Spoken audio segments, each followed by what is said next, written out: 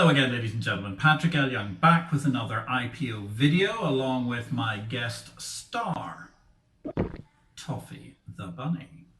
Okay, I want you to concentrate on Toffee the Bunny for the time being because we're going to have a quick look at how the world actually is at the moment. In response to various investor queries from viewers the world over, you've been saying, where are we right now? Very good question. I don't actually know. I think it is a certain degree of chaos. However, we can discern a certain few things. One, in an earlier video just a couple of weeks ago, we suggested the idea that this could be a V-shaped recovery. We posited that, not necessarily confident that that was going to take place. Now, what we've seen so far is something like a V-shaped recovery. And the stock market certainly around the world seems to be recovering relatively firmly from the lows that it made early in the COVID crisis. As stock market investors, the professionals see lots of money being put into the system. That money being pumped into the system they see as being good for stocks, and therefore they're getting very excited about the idea that it could be something like investment nirvana in the near future once again. The problem is, of course, we've got to disconnect, and that leads us to where the rest of us are, we mere mortals who are actors in the global economy. For starters, I think just about everybody watching this video is on lockdown at the moment, so therefore you've no immediate ability to go to the office, you've no immediate ability to earn a salary in the normal fashion as you might have done. Many of you are lucky enough to be able to work from home, but nonetheless it does feel like a very unsettling time. Well, at that point in time, trigger warning, always look at the lovely bunny and think about the relaxing effect of stroking its skin and its lovely fur, because I don't mean to trigger you, but things do not look good. What we know is that statistically the world economy might have dropped by, it could be anything like 35, 36, even 50% or more. Certainly we know that. For example, Asian airports are down 95% in traffic. That's a pretty grim number by any stretch of the imagination. And certainly it's going to take a long time for those things to recover. So therefore the problem is, even if tomorrow we open all the world's airports, well, it's going to take some days and weeks to actually manage to get those aircraft flying again, let alone the idea that everybody's suddenly going to go, it's the end of lockdown, let's go and spend some money on a flight. So therefore there are a huge number of problems even before we get to the raw mechanics of how you retrieve, for example, in the case of British Airways, bunches of planes that you left behind in the middle of France, which you now need to get to the UK in order to fly out and start normal services. And of course there are lots of engineers and safety people who have to sign off what is actually allowed to be in aircraft's flights before we, the passengers, are allowed to get on board for very obvious safety reasons. There are huge amounts of effort, therefore, to manage to get the economy going. We're already seeing some substitution effects taking place. There was a great story in the South China Morning Post just a couple of weeks ago, all about property owners in Hong Kong, the people who own the malls and also own big office blocks.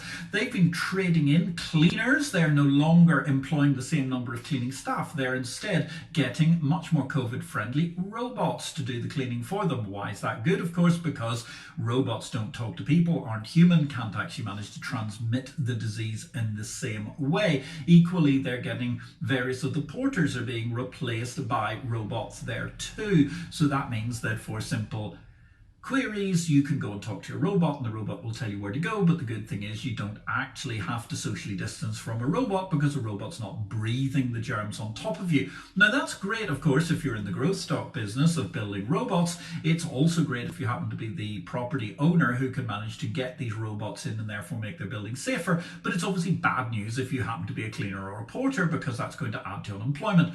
No matter what happens, all of the people who've currently been furloughed temporarily, it's going to take weeks and months to get them back into the economy. So even if things look really, really good, even if the economy bounces back, even if we manage to get a COVID lockdown ending almost instantaneously, that is still going to provide plenty of challenges to us. And that's why I believe we all must be very, very conservative in our approach right now. We should not be looking at making major capital expenditures, although admittedly I'm not sure of anybody who, sitting in lockdown, suddenly thinks they're going to rush out and buy a car. Where would they find a car dealer in the first place?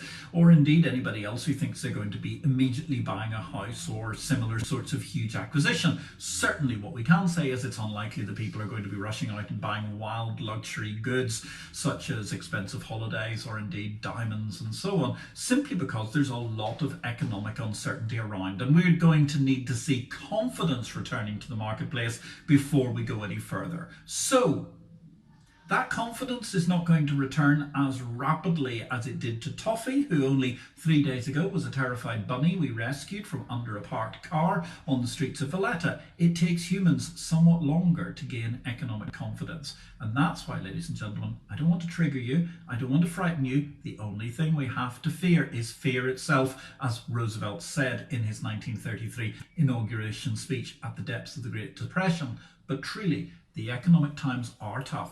They're going to be tough, and therefore we need to be pragmatic, coherent and sensible as we're hunkered down in lockdown, and not go out there and spend money in a wildly outrageous and aggressive fashion.